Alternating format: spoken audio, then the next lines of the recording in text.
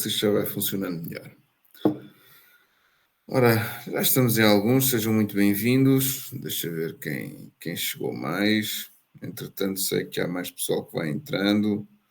Ora, chegou o João Paulo também. Bom dia para vocês, com o caminho do trabalho. Tá? E como fica gravado também vamos vendo. Tá, vamos orar. Amém. Pai Santo e amado, Senhor, nós glorificamos o teu precioso nome, Senhor, e esta busca incessante, ó Pai, pela tua palavra, por uma teologia sã, Senhor, por doutrina, Senhor, completamente bíblica, ó Pai, nós clamamos para que em nome do Senhor Jesus Cristo nos estejas a ensinar todas as coisas, ó Pai, e assim glorificar o teu nome, ó Deus, a fim de que a nossa mente se abra, o nosso coração se abra a ti, Senhor, não somente à leitura, mas também na interpretação, aprendendo a analisar as nuances da tua palavra, aprendendo a conhecer-te melhor também, Senhor, com ensino, com estudo, com dedicação, com clareza. Pai Santo, e dessa mesma forma clamo o Santo Espírito, para que sejas tu, Senhor, a nos ministrar e a interromper ou a lidar sempre que quiseres. Tens total liberdade aqui, Senhor, tens total liberdade na aula, nas nossas vidas. Por isso eu clamo, Senhor, em nome do Senhor Jesus Cristo, ser tu a agir e a fazer. Os nossos corações são abertos e estão abertos a ti, Senhor, e clamamos para que na verdade assim seja. Guarda as nossas vidas, o nosso coração, a nossa visão, o nosso entendimento, para que em tudo nós possamos de facto glorificar o teu nome, honrar, Senhor, Cristo Jesus, o Messias, desde cedo instruído em toda a literatura, desde cedo instruído na palavra, desde cedo a responder a perguntas difíceis nas sinagogas. Como explicar tal inteligência ou como explicar tal sabedoria, a não ser pela própria busca, porque se despojando de si mesmo, ele buscou incessantemente. Senhor, dessa mesma forma nós queremos buscar, Senhor, analisando a tua palavra, vencendo, Senhor, o sono, o cansaço, dando a honra que te é devida, no sentido de sacrificarmos um pouco mais, de te adorarmos mais, de aprendermos a obedecer, de aprendermos a tua palavra, de aprendermos quem tu és.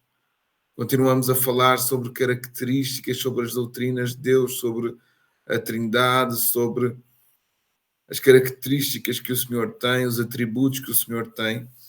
E na verdade, Senhor, ainda que sejam com um palavreado difícil ou com entendimento de difícil compreensão ou palavras de difícil compreensão, que na verdade o nosso coração esteja disposto a ouvir, a receber e a entender, e se necessário for a ser traduzido a algo que não cabe ainda no nosso entendimento, mas que irá caber.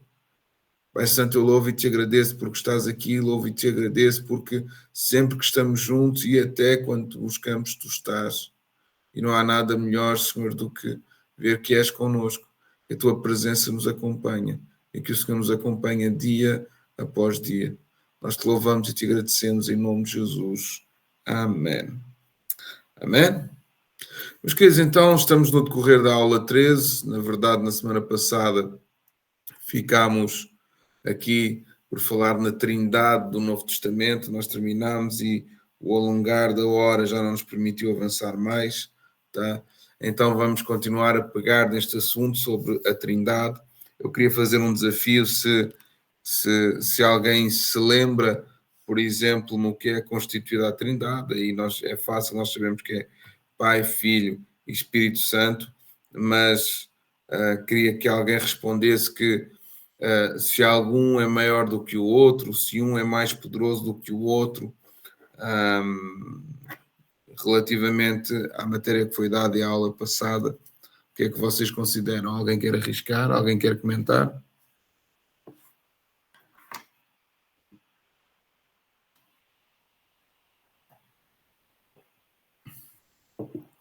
Está tudo com medo. Não faz mal. Ora, no que trata então à Trindade, tá? Deus é mais. Como é que é? Deus é mais? O Pai é o número 1. É o mais importante? É o mais Ok? poderoso? Não. Não? Não, eles partilham exatamente os três da mesma natureza. Tanto o Pai como o Filho, como o Espírito, eles compartilham da mesma natureza divina. Não há, na verdade, um que seja mais poderoso do que o outro. Jesus encarnado despojou-se da sua glória para encarnar num corpo, mas já voltou depois da ressurreição e da subida aos céus, ao pouso onde onde ele está. Deus é espírito, ninguém pode ver, nós vamos ver aí nos atributos, ok? E apenas Jesus, neste caso, é que é passível de ser visto, uma vez que tem um corpo, né? Mas em termos de autoridade, de poder, de omnisciência, omnipresença, os três estão na mesma concepção, ok? Então são três pessoas individuais que fazem parte da mesma pessoa, segundo aí a doutrina da Trindade, tá? Seria algo semelhante ao Deus sentado no trono, a ação de Jesus Cristo e o Espírito que conclui a ação. Ou seja, podemos pensar assim, ainda que seja um pouco rasa essa visão em que o pai seria a mente criadora, o filho a mente verbalizadora da criação, e o espírito a execução. Ok? Então, é um exemplo raso, tá? Assim também um desses exemplos seria como o Sol, por exemplo, né? O Sol como astro seria Deus, a luz que nós podemos observar do Sol seria então Jesus, e o calor que nós podemos sentir seria o Espírito. Também é um exemplo muito, muito raso daquilo que é o fundamento da Trindade, mas ainda assim são formas de nós podermos compreender. Os três são um e fazem parte exatamente do mesmo Deus, em espectros, talvez, se nós pudermos dizer assim, diferentes, porém são um, e os três se encontram em vários lugares ao mesmo tempo. No Antigo Testamento nós já observamos isso, ainda que seja implícito no que trata, por exemplo, a Trindade no Elohim, né? Façamos o homem segundo a nossa imagem e semelhança, portanto o homem foi feito segundo a imagem e semelhança de Jesus, não somente ou provavelmente na sua aparência. Nós não podemos decifrar isso dessa forma, porque Jesus incorpora ou encarna no nascimento, mas numa concepção de construção. Nós somos corpo, alma e espírito, fomos construídos dessa forma, moldados segundo a imagem e semelhança de Deus, e temos aí então a conferência dos três a declarar como haveria de ser feito. Depois, a intervenção, Deus construiu com as suas mãos a imagem do Filho e o fogo soprou, né? Aqui no Novo Testamento, então, nós vemos, por exemplo, na criação essa ação, e em outros momentos também, com Jesus a aparecer como sendo o anjo, como sendo alguém que aceita e exige adoração, ok? E isso faz parte também. Há também a intervenção do Espírito, quando, por exemplo, Davi, cheio do Espírito, e o Espírito estava, e vemos também a mesma essência na sarça, por exemplo. Enfim, há várias demonstrações no Antigo Testamento sobre a Trindade. E agora, falando sobre a Trindade no Novo Testamento, de caras a algo que nós já falámos algumas vezes quando abordámos o tema já no passado ou na igreja sobre a Trindade, que é o momento do batismo de Jesus, né? Onde Jesus está presente, o Espírito Santo está presente na forma de uma pomba, quando João Batista vê a pomba sobre Jesus, e a voz que vem dos céus que declara: este é o meu filho amado, quem me compraz, a ele ouçam tudo quanto ele vos disser, façam. Okay? Então nós temos a revelação dos três no mesmo lugar, tá? Existem outras doutrinas relativamente a isso, ou outros tipos de formatação teológica, mas a mais correta e a mais evidente é a Trindade, como existem outros que nós falamos, tipo o unicismo e coisas assim.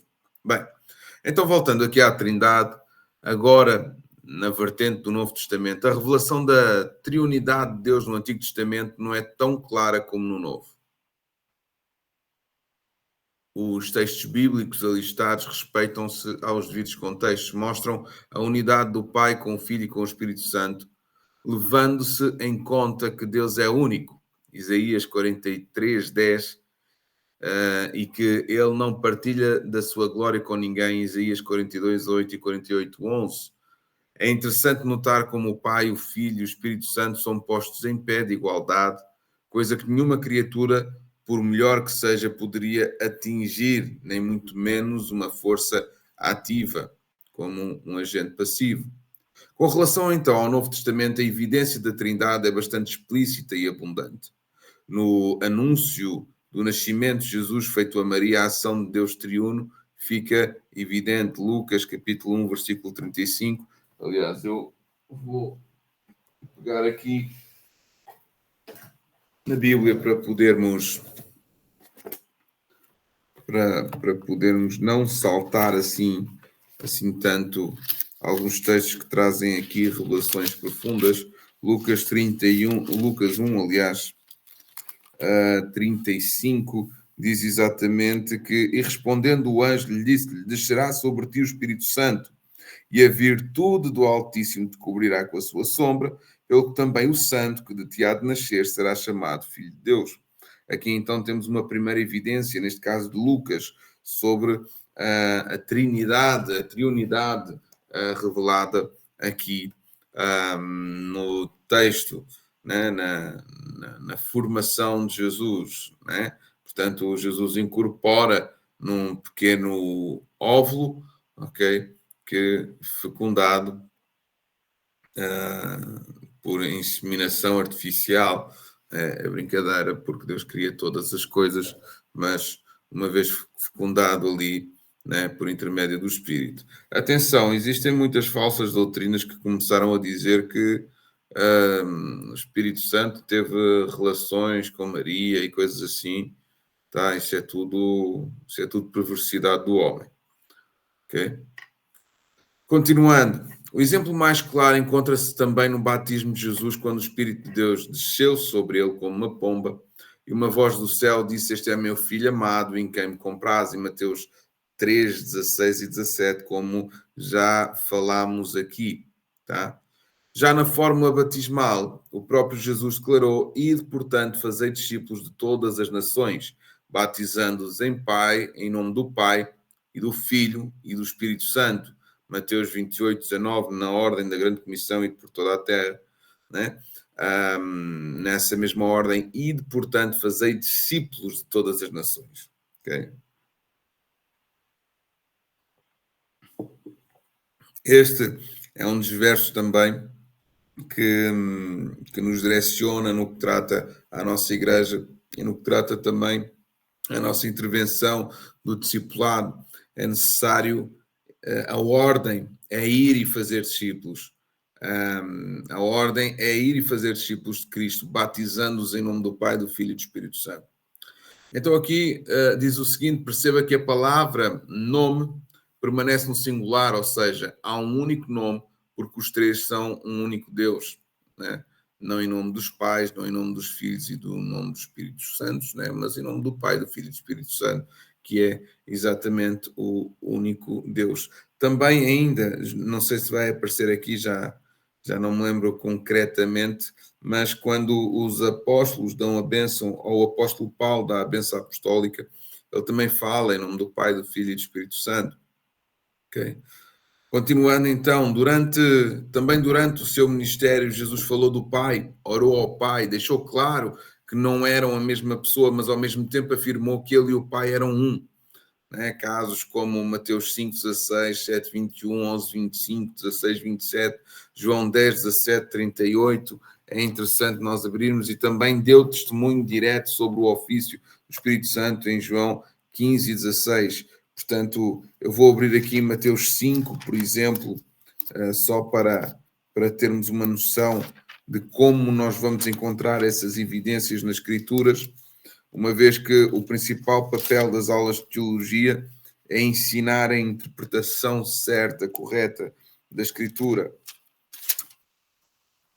Mateus 5,16 diz, portanto, assim resplandeça a vossa luz diante dos homens, para que vejam as vossas boas obras, e glorifiquem o vosso Pai que está nos céus.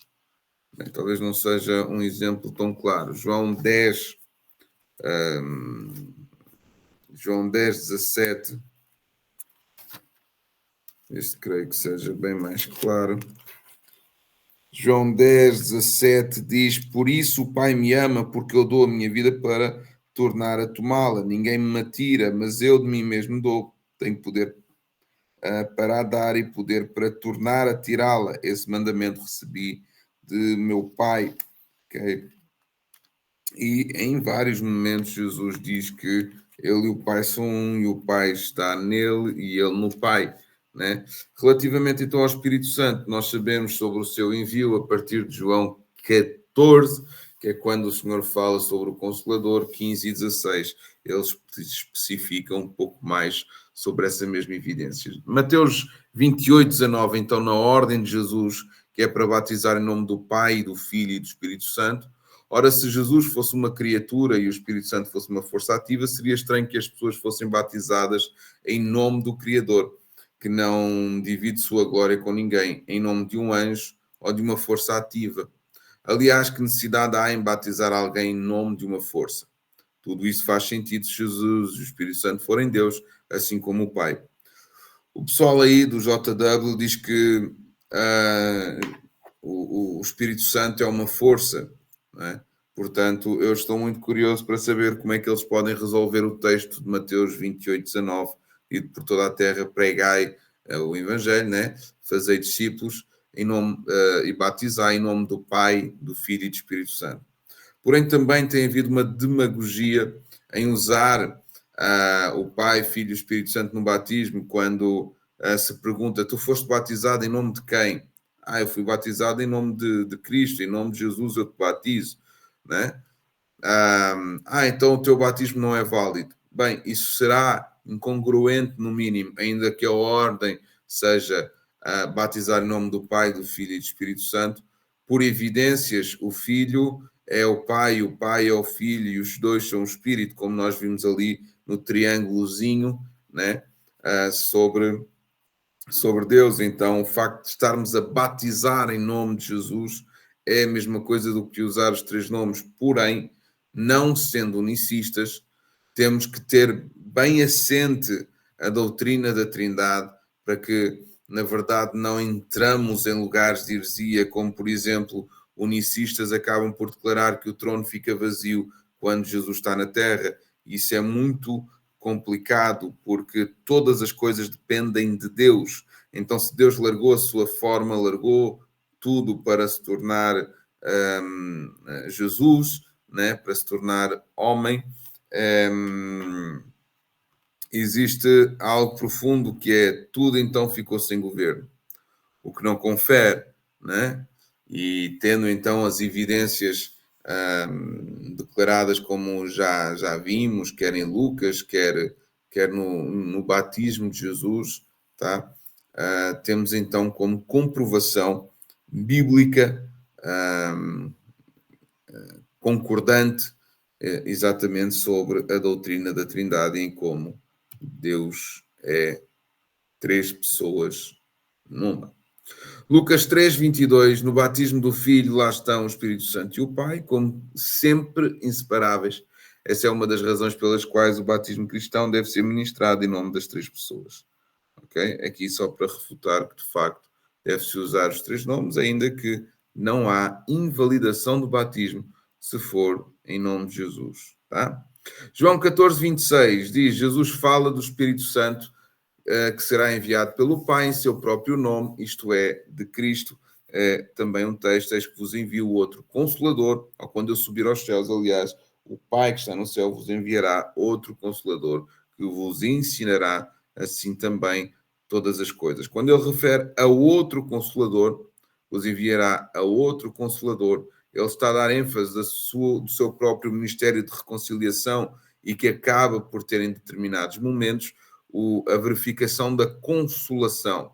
Ou seja, Jesus caminhou com os discípulos, caminhou com os pobres e oprimidos e os consolou. Ele tinha grande empatia pelos povos, trazendo então esse ministério de reconciliação e trazendo então consolação. Quando ele diz outro consolador, ele próprio se equipara ao Espírito Santo, trazendo essa mesma dimensão. Outro consolador, não agora de uma forma corpórea, mas de uma forma incorpórea, em que o Espírito Santo pode e entra em nós. Isso é refutado, é defendido pelas cartas dos apóstolos. Não sabeis vós que sois templos do Espírito Santo, que ele tem ciúmes de vós. Nós somos o templo do Espírito Santo, ele habita em nós, Deus habita em vós, tá? Por intermédio da pessoa do Espírito Santo. Okay? Continuando, 2 Coríntios 13. É interessante abrirmos aqui, até porque fez parte da nossa leitura há relativamente pouco tempo. Isto é a primeira, preciso da segunda. 2 Coríntios 13. Diz: a graça do Senhor Jesus Cristo e o amor de Deus, a vossa comunhão do Espírito Santo, sejam com todos vós. Amém. Então aqui também outra fórmula trinitária, onde aparece o Filho em primeiro lugar, com a sua graça, benignidade e merecida, depois o Pai com o seu amor e finalmente o Espírito Santo com a comunhão, a participação que dele procede. Então temos também aqui a inseparável projeção na bênção apostólica daquilo que nós estamos aqui a referir. 1 de Pedro 1-2, Pedro relata aos escolhidos que foram eleitos segundo a presciência do Pai, santificados pelo Espírito e aspergidos com o sangue de Jesus. Toda a retórica contextual da primeira carta de Pedro tem essa projeção, ok? Que é importante ler, é simples, leva, sei lá, nem 5 minutos talvez a ler a carta de Pedro, onde na verdade ele contextualiza ali a essência, que fomos chamados, somos um povo santo, separado, comprado, capacitado por Deus. Eu queria apanhar aqui, por exemplo, mas vós sois a geração eleita, o sacerdócio real, a nação santa,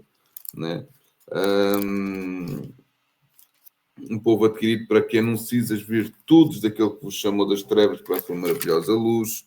Vós que em outro tempo não eras, mas agora sois povo de Deus, que não tinhas alcançado misericórdia, mas agora alcançaste. Depois ele dá aqui alguns pareceres éticos, de comportamento uns com os outros, mas ele traz sempre a essência por exemplo, capítulo 1 de 1 Pedro 3 diz: bendito seja o Deus Pai de nosso Senhor Jesus Cristo, que segundo a sua grande misericórdia nos gerou de novo para uma viva esperança pela ressurreição de Jesus Cristo entre os mortos, para uma herança incorruptível, incontaminável e que não se pode murchar, guardada nos céus para vós, que mediante a fé estáis guardados na virtude de Deus para a salvação, já prestes para se revelar no último tempo, em que vós grandemente vos alegrais, ainda que agora importa, sendo necessário que estejais por um pouco contristados com várias tentações, para que a prova da vossa fé, muito mais preciosa do que o ouro parece e provado pelo fogo, se ache em louvor e honra e glória na revelação de Jesus Cristo, ao qual, não havendo visto, amais, no qual não vendo agora, mas crendo, vos alegrais com gozo inefável e glorioso, alcançando o fim da vossa fé, a salvação da alma.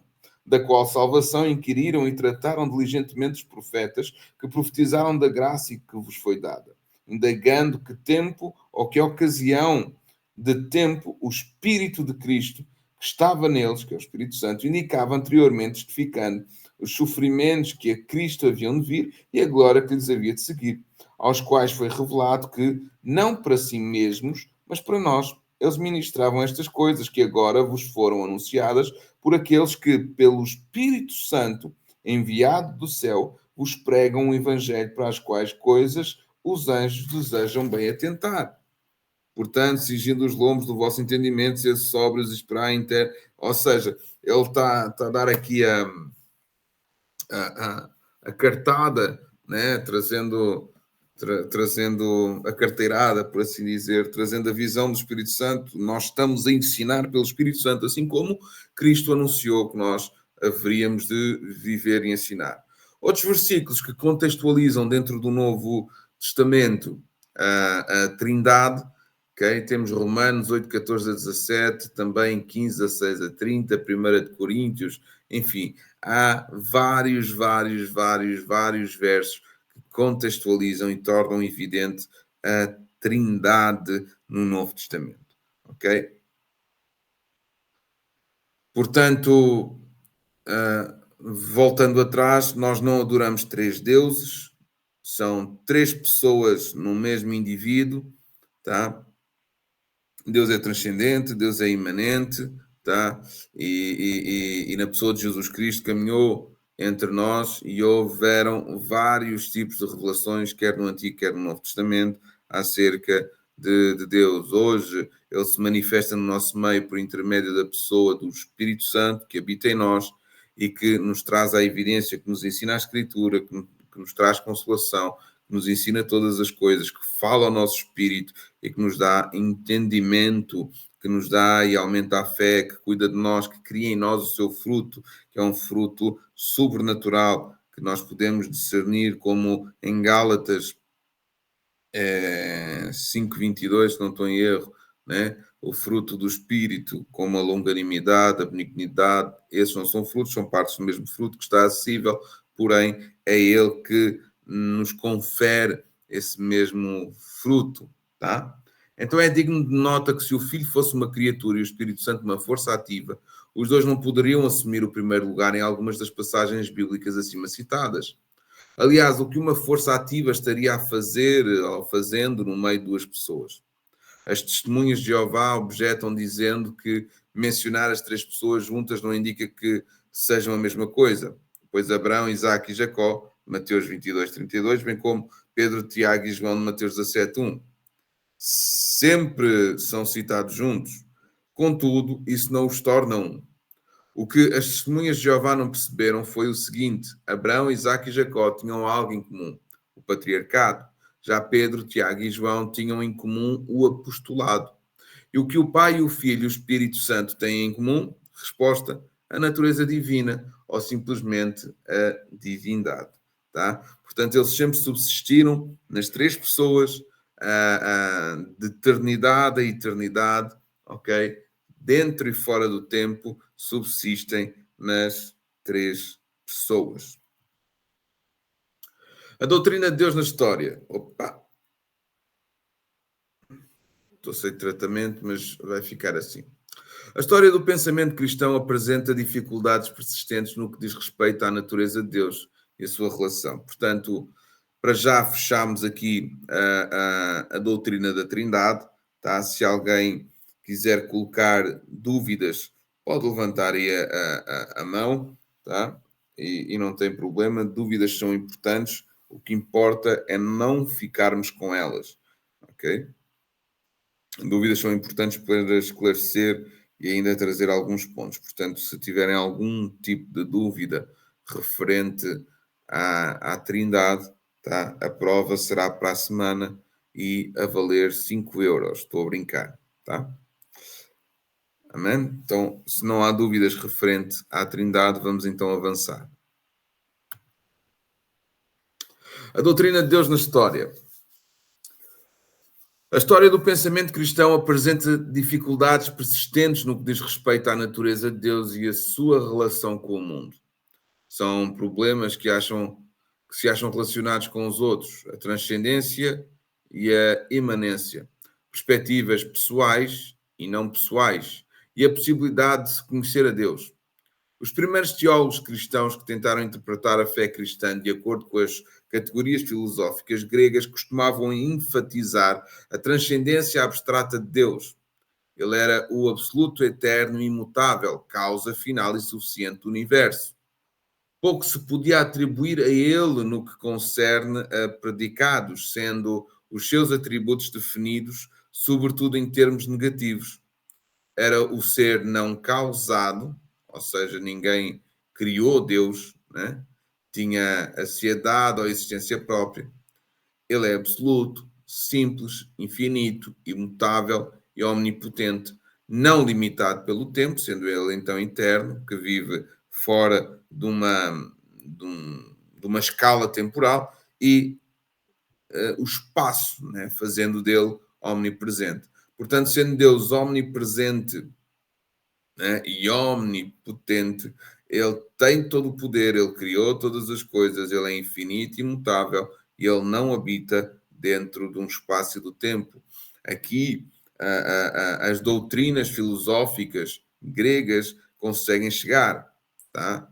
E é claro que para haver um Deus, ele tem que ter estas características, não como os deuses do panteão, que no fundo dizem-se imortais, mas um outro Deus os pode abalar, pode terminar com a sua imortalidade, pode ainda causar danos, né? Quanto a Deus, Deus mesmo, Deus, tá? Ele a existir, né? Segundo uma mentalidade, ele tem que estar acima de tudo, né? Não como um super-homem que tem uma criptonita, ok? Que talvez seria o mais semelhante a um deus humano, ou Thor, ou coisas semelhantes a essas, ok? Mas um Deus que criou todas as coisas, que é imanente, que é transcendente, ok? E que está acima do espaço e do tempo. Não nasceu e não morre, tá? Mas podemos dizer, mas Cristo morreu. Sim, ele vestiu a pele de um homem, mas ao ressuscitar o seu corpo foi glorificado e não há mais morte, ok? Continuando, embora a visão de Agostinho fosse mais equilibrada, porque havia espaço nela para o Deus pessoal, imanente e condescender na relação de Cristo, essa interpretação filosófica de Deus persistiu até à Reforma, tendo chegado ao clímax com Tomás de Aquino e a escolástica medieval. Para Aquino, a razão humana era capaz de chegar ao conhecimento da existência de Deus por meio da filosofia. Sua ênfase, entretanto, era na transcendência divina, em quão pouco se podia saber sobre ela. Ou seja, Aquino, ele trazia pela filosofia, Tomás de Aquino, a capacidade de haver um engenho motor causador da criação de todas as coisas. E então chega-se à definição que esse ser ou essa coisa é Deus, tá? Essa visão até hoje na ciência, mesmo com as teorias que já estão um pouco ultrapassadas, mas como a teoria do Big Bang, que diz que toda a matéria estava focada num mesmo ponto e que bang, explodiu e foi para todos os lugares, né? Num universo que se pensa estar em expansão, ok? Na verdade, tem que haver um agente causador para essa mesma explosão, né? Para essa forma cíclica de eternidade em eternidade, de a matéria se juntar toda outra vez num só ponto e voltar, apesar da teoria do Big Bang dizer que a matéria nunca mais se poderá voltar a juntar. Então, no fundo, são teorias que trazem linhas de pensamento, que trazem justificações, mas que não definem aquilo que é primordiário, que é de onde veio essa matéria, quem criou essa matéria. E Tomás de Aquino, então, ao desenvolver, óbvio que são teorias que vivem em espaços diferentes, mas ao desenvolver uma linha de pensamento sobre a força motora ou a força motriz que dava a capacidade da existência de algo, aquilo que provocava a existência, chega-se então ao consenso filosófico acerca de Deus. Os filósofos pós-modernos, com uma vertente, como dizer, sem ser ofensivo, com uma vertente ou uma leitura stalinista, socialista, esquerdista, com uma vertente mais política, ok? Com ideologias políticas, tentam com todo o esforço negar a existência de Deus, o que numa mente filosófica sã não acontece. Chega-se sempre ao lugar onde tem que existir um Deus, tem que haver um Criador, tem que haver algo que realizou todas as coisas, ok? Porque a existência de Deus provoca a dificuldade, ou melhor, provoca a exigência moral, e o homem tem, ao longo destas épocas já pós-modernas, a fuga sobre tudo o que é moral para dar vazão e aso às suas próprias concupiscências, amantes de si mesmo, como nos ensina o texto: nos últimos dias os homens serão amantes de si mesmo, ou seja, amando mais o presente século, amando mais as concupiscências do mundo e da sua carne, do que o próprio Deus, né? Porque a implicância da existência de Deus tem a implicação de uma vertente moral pós a morte e na vida, né? E como nós já estudámos o relativismo, nós percebemos que a tendência da sociedade é ela se tornar cada vez mais relativista, em que cada um tem a sua verdade e tem a sua essência, né, a sua própria satisfação, que para si mesma é boa, independentemente disso que pode causar, ok? Pronto. Voltando então aqui à nossa doutrina de Deus na história, ela aparece então com os filósofos também a tentarem declarar o que é Deus, quem é Deus. Aqui distinguem-se alguns filósofos cristãos, como Tomás de Aquino, né? E a escolástica medieval, com uma mente filosófica boa, assertiva, empenhada na razão, ok? Porém, também houve um desligamento depois na reforma de alguns conceitos. Contudo, nem tudo é mau, ok? Então, para Aquino, a razão humana era capaz de chegar ao conhecimento da existência de Deus por meio da filosofia. Sua ênfase, entretanto, era na transcendência divina, em quão pouco se podia saber sobre ela.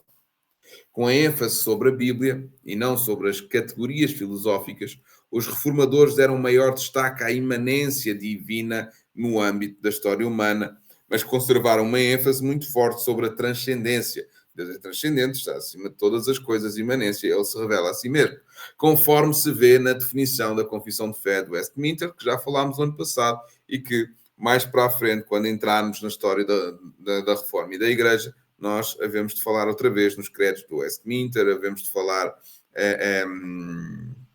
no credo, que é a confissão de fé, não é? Havemos de falar dos concílios de Niceia, havemos de falar de alguns concílios que foram idealizados, e iremos perceber que alguns inclusivamente nasceram por causa da necessidade, ou foram modificados por causa da necessidade de defender apologeticamente, por exemplo, a Trindade, ou defender apologeticamente o nascimento virginal de Jesus, ou de defender apologeticamente a não adoração de imagens, ou outras coisas, ok?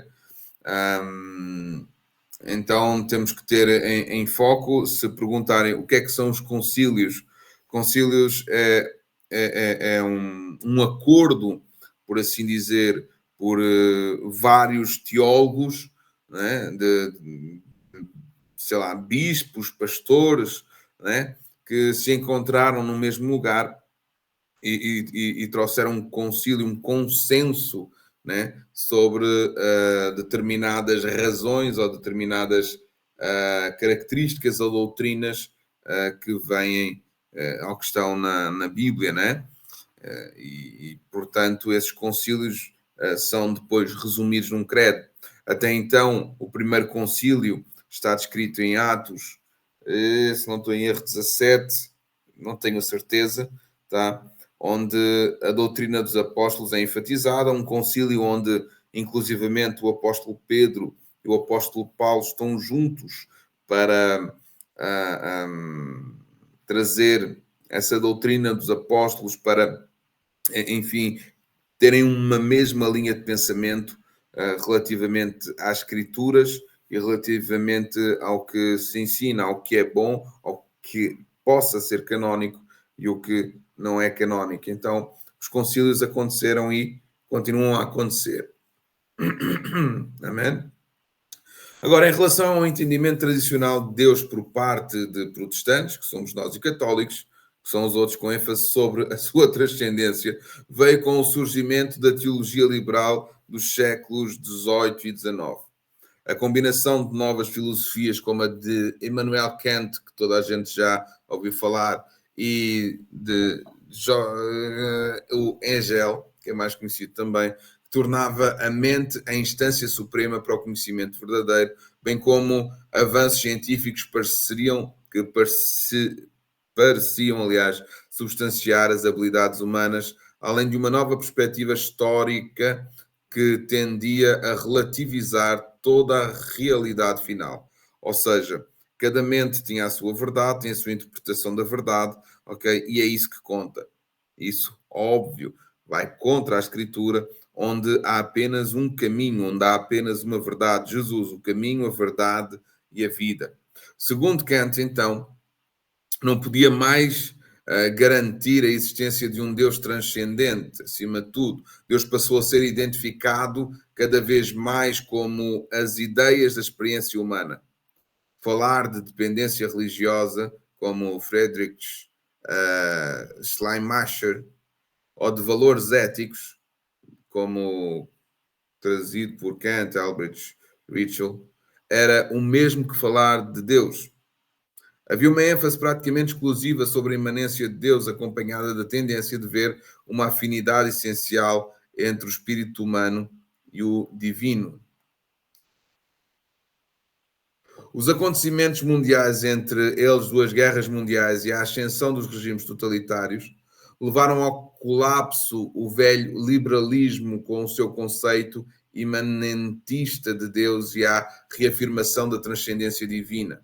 Sob o comando de Karl Barth, que é um teólogo, a teologia procurou voltar não aos conceitos filosóficos anteriores acerca de Deus, completamente empenhados na razão e nas filosofias cartesianas, mas às categorias da escritura judaico-cristãs, ou seja, a recuperação do texto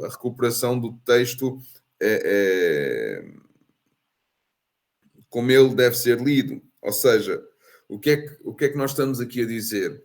Que a Bíblia, durante um período de tempo, passou a ser lida com os óculos da filosofia, okay? E não a filosofia com os óculos da Bíblia. Então, aquilo que se adquiria, o conhecimento que se adquiria, ele tinha que ser analisado filosoficamente, o que está errado, porque primeiro ele deve ser analisado, toda a realidade tem que ser analisada pela Escritura, e depois da Escritura é que então ela ganha conceitos, e esses conceitos unificados traz a verdade, ok? O homem, ele procura pela verdade, a verdade dos seus pensamentos, a verdade da existência, né? E nós sabemos que a verdade está revelada na Escritura e no relacionamento que temos a intimidade com Deus, Jesus, o caminho, a verdade e a vida, e à medida que o Espírito Santo nos ensina todas as coisas, nós vamos tendo cada vez maiores entendimentos, ou maior entendimento sobre a verdade. Com base numa separação radical entre a eternidade e o tempo, a transcendência divina foi objeto de um exagero tal que a revelação direta de Deus na história humana foi negada. Para essa teologia neo-ortodoxa, Deus não falou diretamente nas Escrituras. Como resultado dessa negação de uma comunicação cognitiva direta, com um consequente ceticismo decorrente de qualquer conhecimento possível de Deus por si mesmo, perdeu-se paulatinamente a ênfase da transcendência. Um Deus transcendente que não se revelava de modo objetivo na história humana era evasivo demais. Consequentemente, a experiência religiosa do homem, normalmente interpretada em conformidade com a filosofia existencial, baseada na experiência, tornou-se cada vez mais imprescindível para o conhecimento teológico. Deus passou a ser entendido principalmente como o sentido que ele tem para as experiências existenciais do homem. Ou seja, a filosofia, ou pelo menos o pensamento teológico de época, dizia que Deus não tinha intervenção, que tudo estava na mão do homem. Okay? E ainda parece que é assim, mas na verdade Deus tem intervenção, ele suporta em si mesmo todas as coisas que ele mesmo criou. Tá? Todas as coisas têm o poder ativo de Deus, toda a terra está cheia da sua glória. Tudo o que existe tem poder ativo de Deus. Tudo. Quer coisas inanimadas, quer as que não são inanimadas. Tá? Continuando, pode-se dizer que tal movimento se inicia com Barth, cuja teologia, que nós já falámos, preservava de uma fonte de transcendência divina. Passa por Rudolf Bultmann, que, embora negasse a transcendência divina, detinha-se com Paul Tillich, que negava o Deus tradicional, lá fora em favor de um Deus imanente que seria o fundamento de todo o ser. Portanto, a transcendência divina é simplesmente equiparada à autotranscendência humana oculta da existência humana. Outros teólogos procuraram reconstruir a teologia em conformidade com o entendimento que a moderna ciência evolucionista tem do universo. Ou seja, tentaram juntar a teoria de Big Bang, por exemplo, com a teologia. Né? Então, a teologia do processo, que é aqui que nós estamos a falar, baseada na filosofia de Whitehead, entende a natureza fundamental de toda a realidade como um processo ou uma transformação e não como algo que é uma substância imutável. Embora exista uma dimensão eterna, abstrata de Deus que dá potencial ao processo, ele também acolheria toda a entidade em transformação na sua própria vida e, portanto, estaria igualmente em processo de mudança.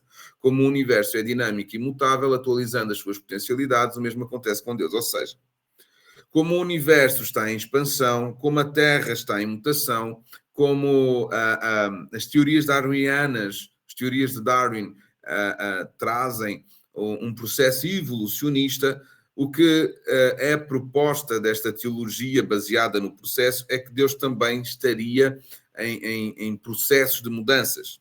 Então é aceitável ver um Deus no Antigo Testamento e aparentemente outro Deus no Novo Testamento, um Deus irado, um Deus sanguinário do Antigo Testamento e um Deus verdadeiramente amoroso no Novo Testamento.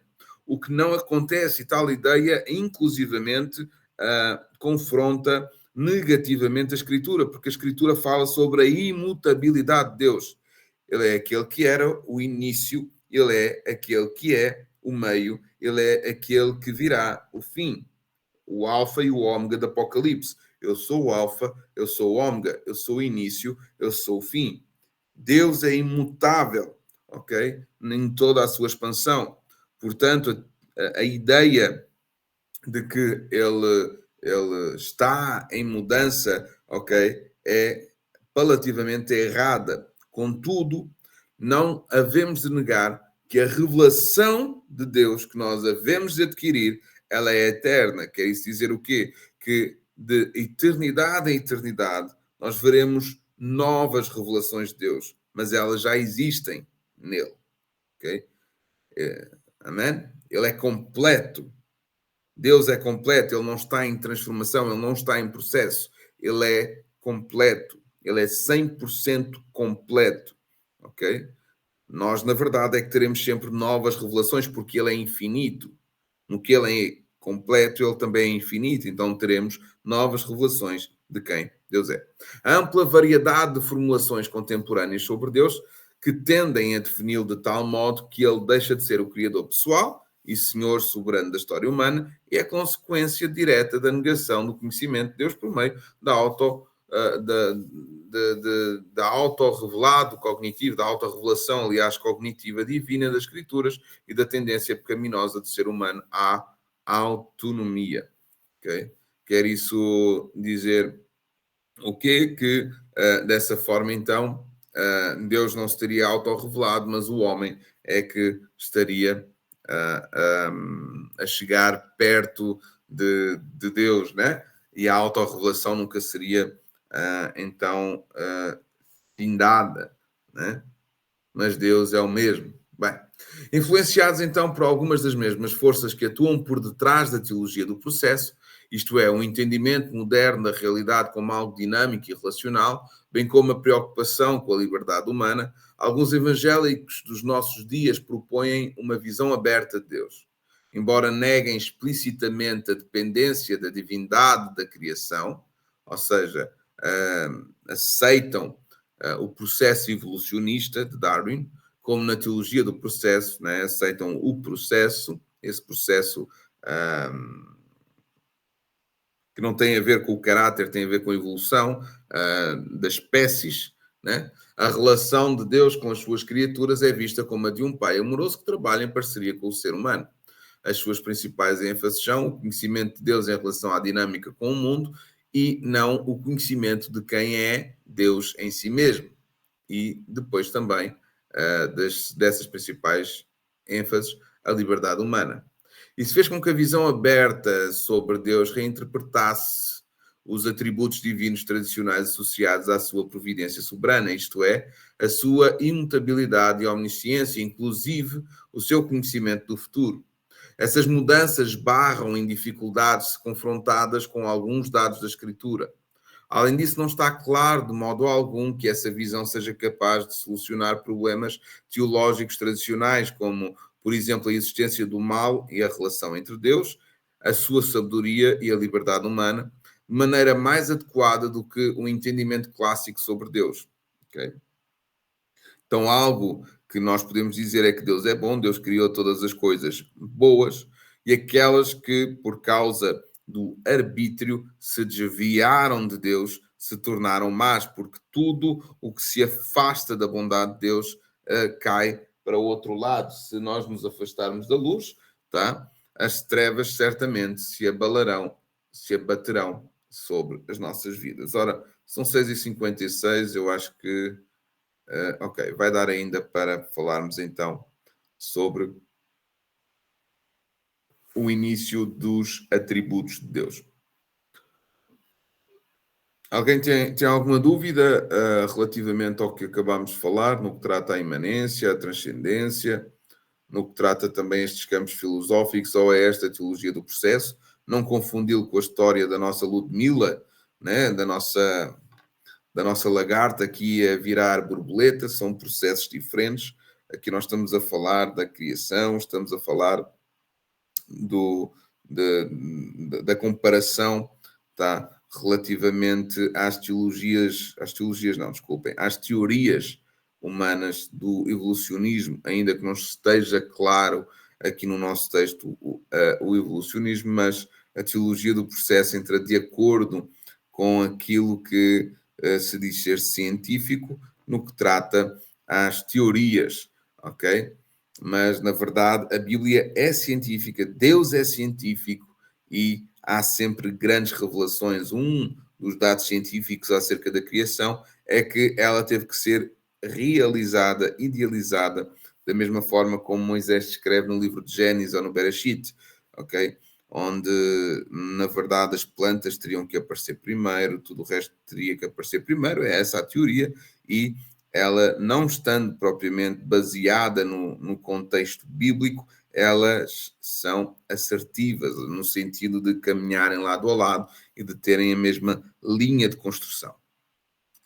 Bem, continuando então, os atributos de Deus. Deus é um espírito invisível, pessoal e vivo, distinto de outros espíritos por apresentar diferentes tipos de atributos. Metafisicamente, Deus existe por si mesmo, é eterno e imutável. Intelectualmente, Deus é omnisciente, fiel e sábio. Eticamente, Deus é justo, misericordioso e amoroso. Emocionalmente, Deus detesta o mal. É paciente e compassivo. Existencialmente, Deus é livre, autêntico e omnipotente. Como ser relacional, Deus é transcendente, imanente no plano universal no que diz respeito à sua providência e imanente no que se refere ao seu povo no tocante à sua atividade de redenção, ou seja, ele aparece, ele emana, ele está presente, ele é ativo, ele está conosco, está em nós, ele não nos larga nem por um bocadinho, ele está sempre conosco, ok? Ainda que nós façamos asneiras, mas ele também é depois 100% justo, e aí entramos naquilo que é, ele detesta o mal. Bem, continuando, a essência de qualquer coisa, em suma, é igual ao seu ser, que é a substância, acrescentando os seus atributos.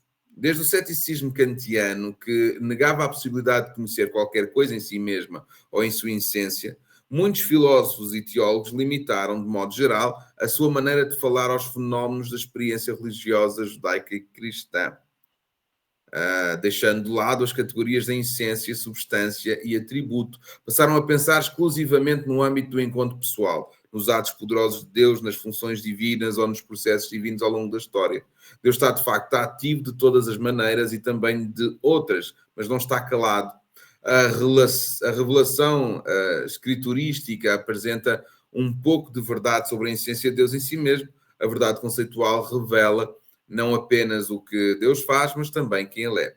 É interessante, por exemplo, pensar relativamente a isto, acerca da racionalidade, dos raciocínios e também desta limitação filosófica e teológica acerca dos atributos de Deus, é um exemplo que nos é dado referente ao Mar Vermelho, à abertura do mar para o povo passar.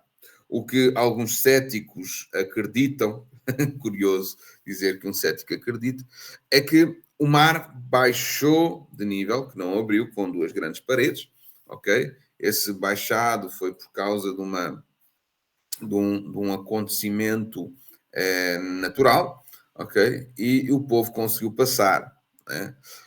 Ignorando então que, por exemplo, os exércitos do faraó se tivessem afogado nas águas. Existe então a brincadeira, se é verdade ou se não é, eu creio que é, inclusivamente, é que um pastor, não sei se anglicano do século XIX ou XVIII, ou se reformado, ele ensinava os seus filhos, né, que essa parte aí do Mar Vermelho, né, não seria bem assim, ok? Porque tem a ver com a contextualização de quem escreveu, trazendo ali um afloramento, né, trazendo ali uma beldade e uma misticidade ao acontecimento.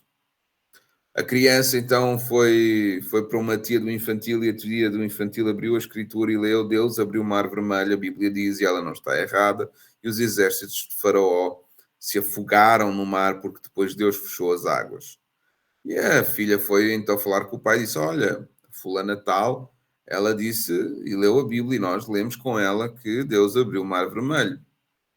E ele tentou refutar outra vez, dizendo que o mar vermelho não se poderia ter abrido, foi um fenómeno natural e que apenas as águas desceram. Então ela virou-se, a miúda virou-se e disse: Então o milagre ainda é maior.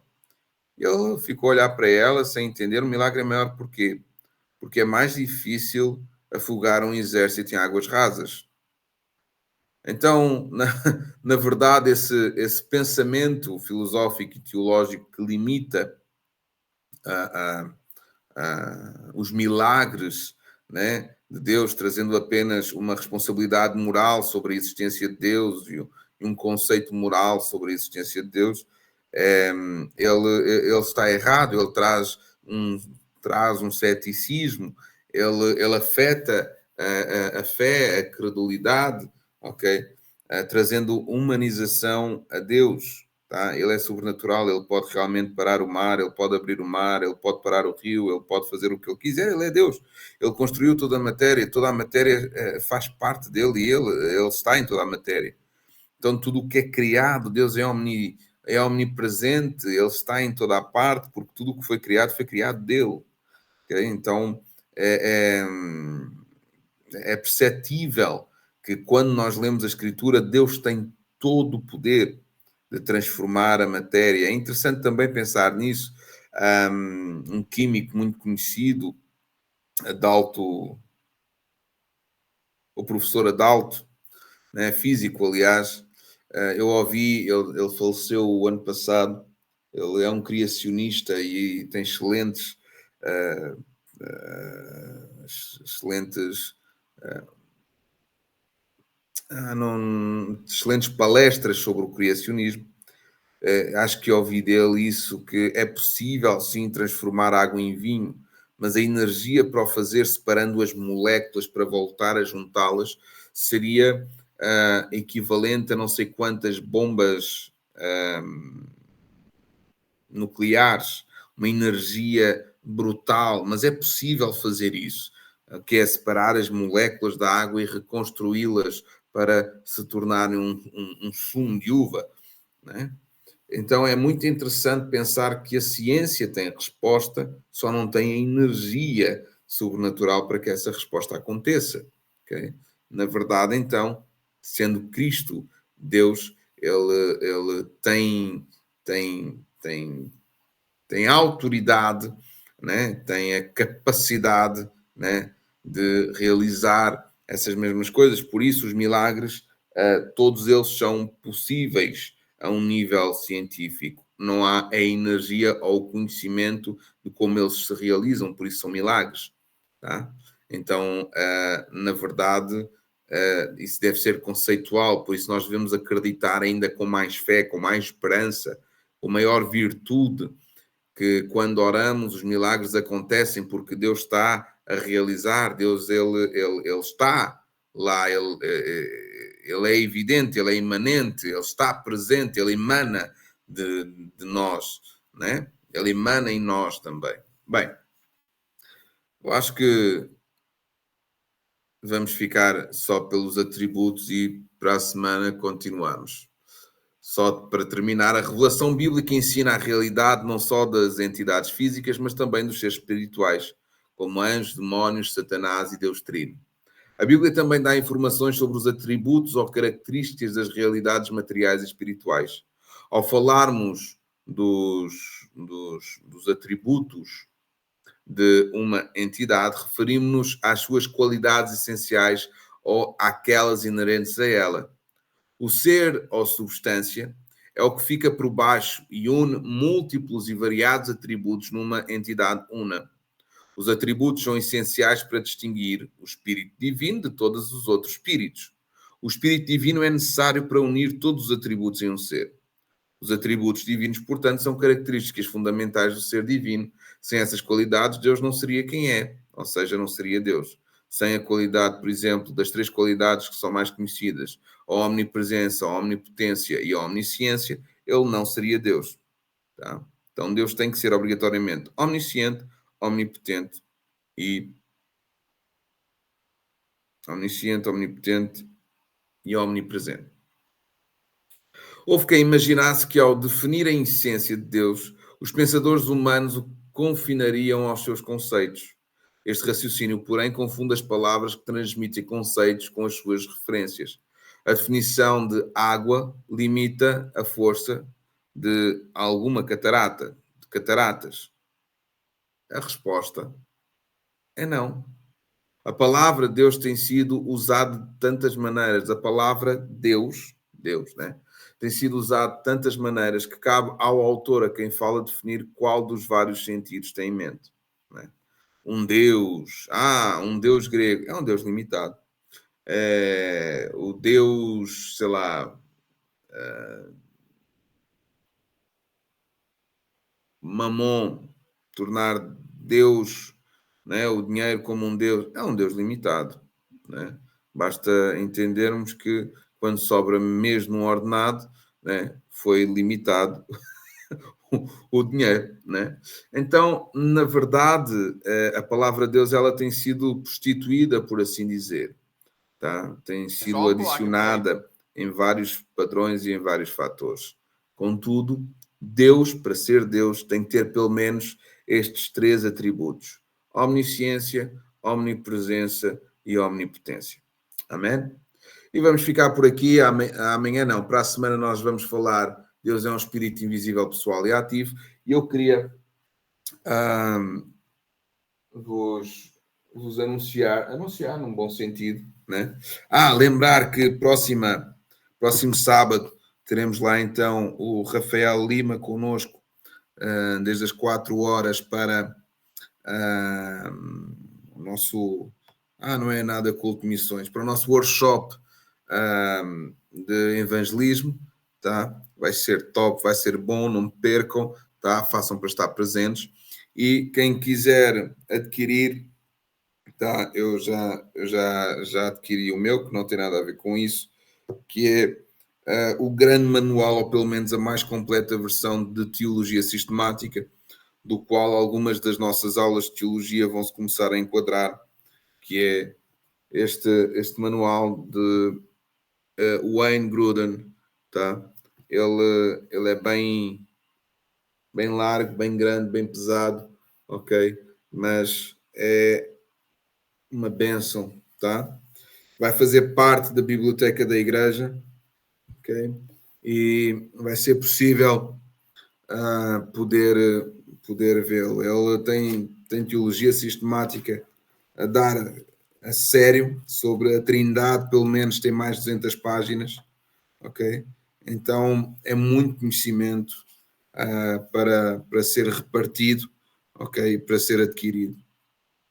Deus tem trazido essa capacitação, portanto, não tarda, algumas das aulas serão tiradas daqui. Amém? Meus queridos, vamos orar. Deixa eu ver se alguém se oferece para orar hoje. Senão vou ter que escolher alguém. Será que adormeceu toda a gente? Olha, o Eu Jonas tô está. de pé. Opa! Quem falou? Eis que ouvi uma voz. Eu, Sheila. Eu também. Tá bom, tá bom. Sheila, então podes orar, foste a primeira. Tá bem. Senhor Deus, nós queremos te louvar, meu Pai, mais uma vez, Senhor, por este dia, Senhor amado, por esta manhã maravilhosa, na tua presença, Senhor amado, por tua palavra, Deus querido, por conhecimento sobre ti, Senhor amado. Nós te louvamos, meu Deus. Muito obrigada, Deus. Muito obrigada, Senhor, pela oportunidade, Jesus querido, que nós estamos tendo, Senhor amado, de aprender de ti, Pai. Nós te louvamos por isso, te agradecemos pela vida do pastor Igor, nós te agradecemos, Senhor amado, pela disposição dele, Senhor, pela entrega. Muito obrigada por isso. Senhor amado, que cada um de nós possamos aprender também, Senhor, sobre essa entrega, Pai querido. Deus amado, aprender, Senhor, sobre renunciar a nós mesmos. Senhor, nos ensina, Pai, nos ajuda. Abençoa o teu povo, abençoa, Senhor amado, os irmãos, meu Senhor amado, que estão saindo para trabalhar, alguns já estão no trabalho. Meu Deus amado, as tuas filhas, Senhor amado. Deus, abençoa o dia, Senhor amado, abençoa no trabalho. Deus querido, nós somos luz, somos sal da terra, Deus querido. Deus, e que esse conhecimento, Senhor, fique escrito, meu Pai, na tábua do nosso coração, Pai. Que nós não venhamos nos esquecer, Senhor amado, mas venhamos, Senhor amado, no momento oportuno, Senhor, ser lembrado por Ti, Espírito Santo, desse conhecimento, Pai. Então, meu Deus querido, abençoa cada um, Senhor, abençoa nossa casa, nossa família, meu Pai, nosso dia, e nos ajuda, Pai querido, nos ajuda, Senhor amado. Senhor, seja glorificado o Teu nome, Senhor amado, através das nossas vidas, Pai. Assim, meu Deus amado, nos despede em paz, Senhor amado, cada um, Senhor amado, nos seus afazeres, na sua demanda, Senhor, e que Teu nome seja glorificado através da nossa vida, da nossa casa, Pai. Em nome de Jesus. Amém. Amém. Amém. Glória a Deus.